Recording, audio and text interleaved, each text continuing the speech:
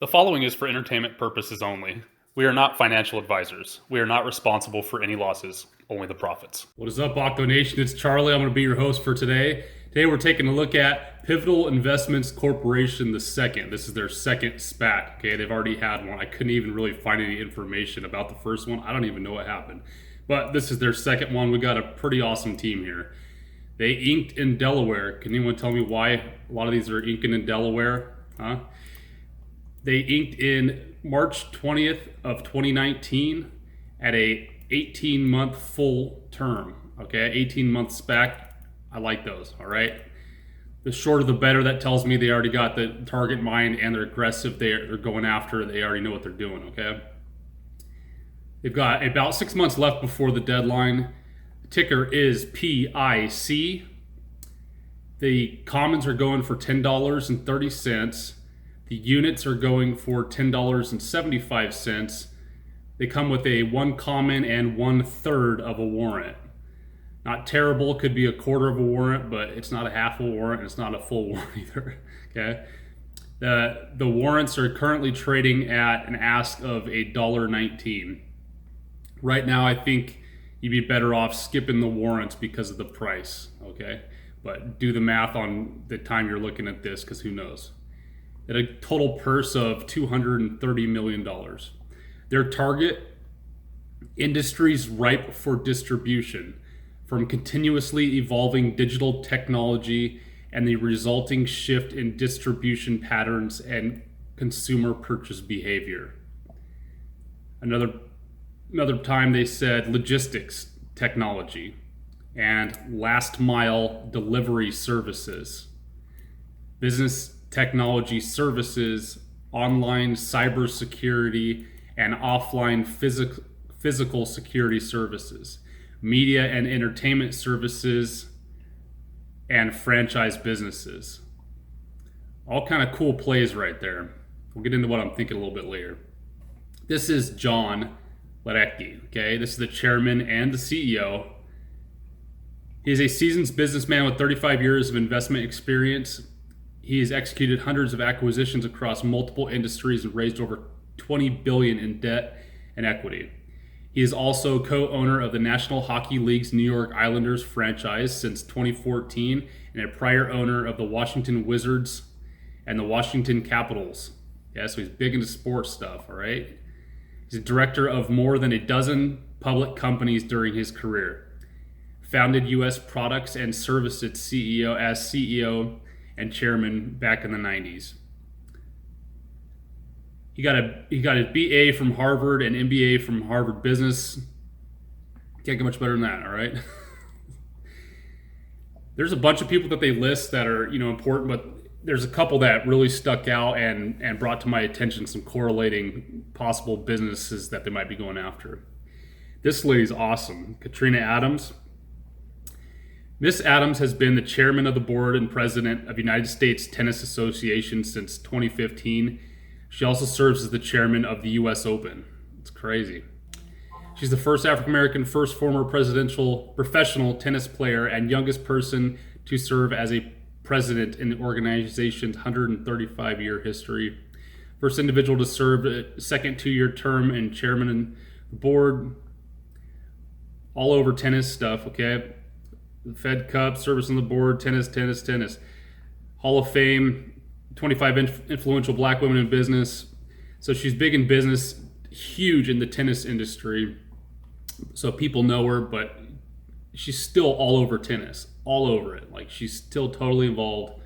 So she's someone to watch out for and something to keep in mind. This is Sarah Skarisik. She has served as a member of the board since 2019. She is a technology entrepreneur and advisor, consulting for companies in a wide range of areas, from drone delivery to financial software to gene therapy, advising them on fundraising, business strategy, key hires, and communications. Since 2018, she has been conducting research at MIT Media Lab, another research lab in Massachusetts, and in 2016, she's a vice president of operations at Centio Inc., a producer of software and investors to research and analyze information on public companies. So she's big on information, but the big one that was sticking out for me is the drone and financial software. It's techie, but it's a little bit mechanical stuff too. I think that's all really cool places to be. She was also, I thought this one's kind of interesting. She was also involved in a biotechnology company which developed methods to grow leather without animals. So maybe she is going to be the one, that maybe they are going to be the ones that could make the leather seats for the Fiskars, the vegan leather seats for the Fiskars. You never know. Grown from a petri dish seats, I don't know. Thought that was pretty interesting. The speculation possibilities on this one. Last minute delivery services, right? I couldn't find any that aren't already publicly traded, like Grubhub and Postmates just got picked up. But if there are any other stragglers out there that are up and coming for any reason, let me know down in the comments, okay? Drones, there's a couple of good ones here. There's one called Flirty. I like this one. This one's literally like delivery. They're focused on delivering packages with drones. Look how crazy this is. Even food. Can you imagine getting some pizza just dropped off in your back porch? So they're actually based now out of Nevada, but that's one to take a look at. This could be a totally interesting play. They have their own drones, but they've also got quite a bit of legality things worked out with it too. So this would be something that would be kind of cool. All right. They already have raised quite a bit of money just to get going and all that. They've got millions and millions of dollars that they've already raised. So I think this one might be a totally rad play. Okay. Here's another one. This is DJI. I don't know what all these guys do, but I do know that they make tons of robotic and tons of drones. Okay. These guys, I believe, are based out of Asia somewhere. Service. Let's see if they've got anything. They've got industrial, robotic stuff. That's cool. I don't see anything on delivery, but this could be just another play that could be. All right. And then let's take a look. John, the chairman guy, right? The first dude who owns the hockey teams and all that. He's friends with this guy named Ted Leonis, okay? And Michael Jordan, okay, which are both investors of SportsRadar. Now, we talked about SportsRadar the other day about possibly FEAC being in the middle of that. We'll keep kind of pointing around to this and see if you can connect the dots. John and Ted used to jointly own the Washington Capitals NHL team. John now owns the New York Islanders, as we already discussed. He's heavily involved in sports in general. Yes. Let's actually figure out what exactly SportsRadar is. First of all, they are worth about $2.4 billion, and that's including their debt. It's huge. All right. It's a multinational company, headquarters in Switzerland. They connect data and analyze it for sports. They provide services to bookmakers, national and international sports federations, and media companies. As of July 2016, the company had 35 offices in 24 countries around the world. Their products include live results and statistics, and white label. White label things mean a company, like I could go to them and say, give me a report, but don't put your brand on it, put my brand on it and sell me that. So if I'm Caesar's Palace and I want to run my own sports data that I include with my sports betting at Caesar's Palace, I can just totally have it wired from them, and they update it constantly with my brand on it. They won't even have their brand on it anyway. That's what white label is, right? Sports content solutions. Through a brand, Bredatar, SportsRadar operates a suite of tools for bookmakers, including in-game and pre-match odds suggestions. I think that's pretty interesting, all right? That's the whole gambling right there. That could coincide with gambling, no doubt. Resulting marketing, monitoring, and trading services. I know that they've already got ink deals with basically every sport I can think of. I mean, anywhere from like golf to NASCAR to NBA, NHL. I mean, pretty much everyone. tennis, so you can correlate with that lady up there, the first one we're talking about for sure. Now, this is something that it won't compete. I made a mistake the last video and I got corrected. I put it down in the comments and pinned it there. But this is a supplement to DraftKings. This wouldn't compete with them. It'd kind of run parallel with them. All right.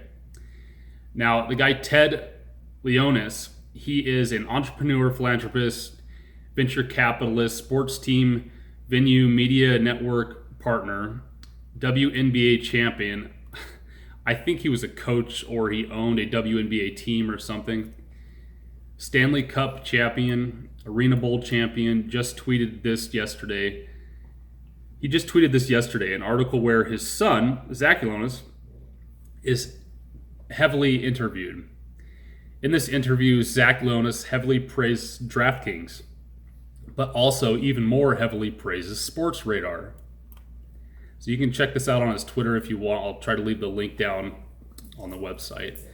But it's titled, "Sports Betting, when done right, will bring illegal gambling into the sunlight, and new revenues will come into our local government via taxes on winnings." If there's money to be made, governments are usually against stuff until they find out they can make some money on some things. And they're like, okay, we'll think about it. We'll get a cut? All right, let me think about it, all right? A lot of this is coming from a user on that Discord channel I was telling you all about the other day. Put the link down in the description too. His username is SSHAH1983. He was the one that did a lot of the research on this whole SportsRadar correlation. I think it's pretty interesting and it keeps getting deeper here. Now, if the Leonis family is so bullish on sports betting and SportsRadar in particular, wouldn't it make sense to call up the former business partners, John Recchi, and be like, hey, John, let's use all of your SPAC money and take this bad boy public? Makes sense. Of course, this deal might just be FEAC, not suggesting it isn't, just saying that there is a 20 to 30% chance that this deal is actually going to PIC. Another guy who, and company who is huge in the SPAC game, they've got a whole website and they've been around forever, who knows how many articles, but they're known as the SPAC Insider. On their Twitter, they've been tweeting about this too, and they did something yesterday where they put, "I don't understand why people think FEAC is the natural candidate for SPAC acquisition for SportsTrader.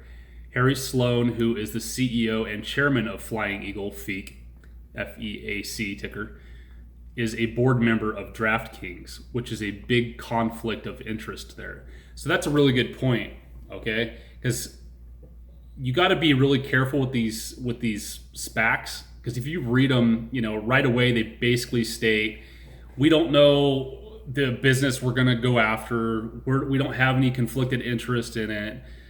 They've got to be real careful with it. So that's a good point by him letting us know that the chairman of FEAC is a board member of DraftKings. So legally, he might not even be able to do it. Could he pay his way out of it or a lawyer out of it? Maybe, probably, but that's a big red flag, right?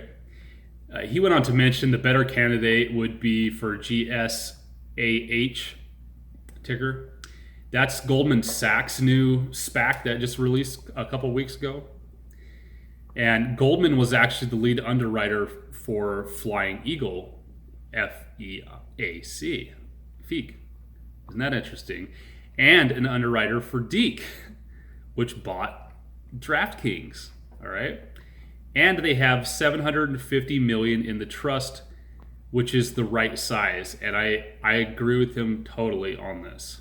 And that in lies my biggest problem, and I'll get to that in a little bit later. So the original S1 even lists Evan B. Morgan as a director. You can see here, who sits on the board at SportsRadar.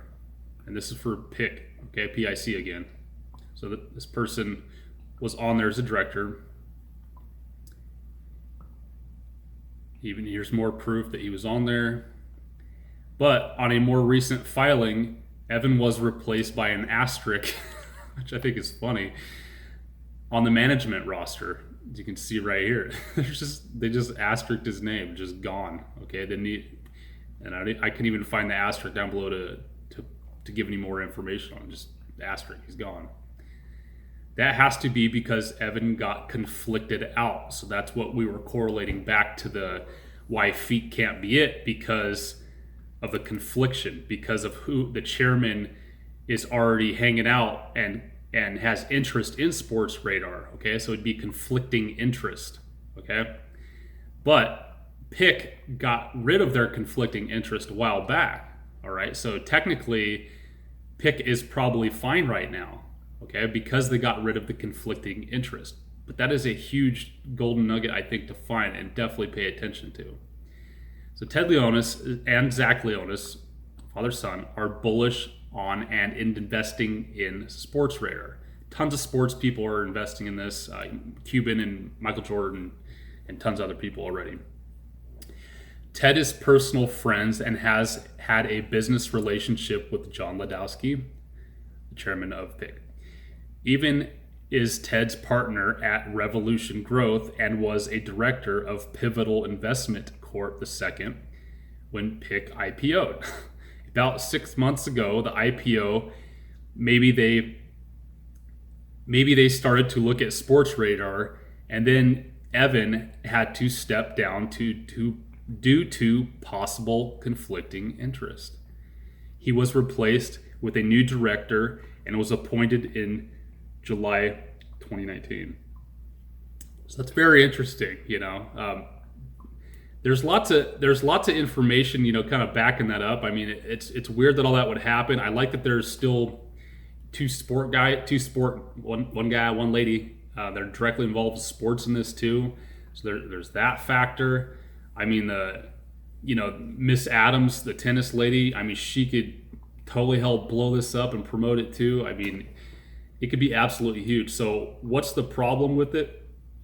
My biggest red flag on that speculation is how SportsRadar is worth $2.4 billion, and we are only sitting at a $230 million bank. Okay, now can these guys go to some more guys or the same dudes and say, hey, we're going to sign with these folks and we just need some more money? They're probably going to be like, heck yeah, here's another 750 million or whatever, 500 million. They probably need another 500 million. I think 4x is about the happy way target that they can kind of start getting close to maxing out. But I don't know, it's up to 7-ish, but it just depends. I mean, the deals are so differently structured all the time. They could even get a certain percentage of the company through signing up for the SPAC. So there's that, but then there's also the PIPE. So, the PIPE is kind of like the after money that can come in also. So regardless, if they wanted to and they basically had a deal and they just needed some more money inked with the SportsRadar guys, I'm sure they could pick up the more money. But I think that's the one thing that is making that not sound legit right now. But if they all of a sudden release, hey, we got another 500 million, just wait. This one's looking pretty sharp and dead on accurate, all right? So let's take a look at the charts and see what they're telling us. So right now they look crazy, right? Until you just zoom out a little bit. Ain't no big deal, okay? These are the commons. Actually launched around $9.87. They've played around a little bit, nothing big. Up to 10.08, down to 9.94, and now they've been going up a little bit, but they're still only at 10.31. I think that's a good deal right now, okay? Because again, your floor is going to be below that, but you're never going to lose too much money, even if nothing ever gets signed. Okay, one of the safest bets you can do right here is in commons. All right, now the warrants, these are the risky bettors. All right, because if they don't sign it with anyone and they don't have much time, they still got about 6 months. But if they don't end up signing, these could go to zero. But these have been hovering around $1. They actually launched around $1. Then they dipped all the way down to 45 cents. Man, that would have been sweet to buy then, huh? That's why you got to get in early. Talk about. See, if I would have been researching the managers and stuff before that with all the sports stuff going on, and then the drone stuff, if I would have done the due diligence back then, and saw it was only trading for 40 cents, how tempting would have that been? But now we know, right? But even at trading right now at $1, that's still a good entry point. All right, that's kind of proving the that's kind of proving the team, some momentum's coming up. The closer it gets to the potential LOI merger date, the higher these like to creep up because people start getting excited for them. So just watch this. But right now we're sitting at about $1. All right. And we already talked about the warrants. I mean the units. I don't think that those are a very good deal right now. You can calculate it out, but that looks like a pass for me. These were sitting around 10 12, 10 10, 10 14. A lot better deal then, but now they're up to 1075. If these included a half warrant instead of a third, it obviously look a little bit better, but still, I don't know. Tough sell. So you have to figure it out. If you have any more plays, just let me know. Put them down in the comments, and I'll be sure to take a look. I've been responding to everything.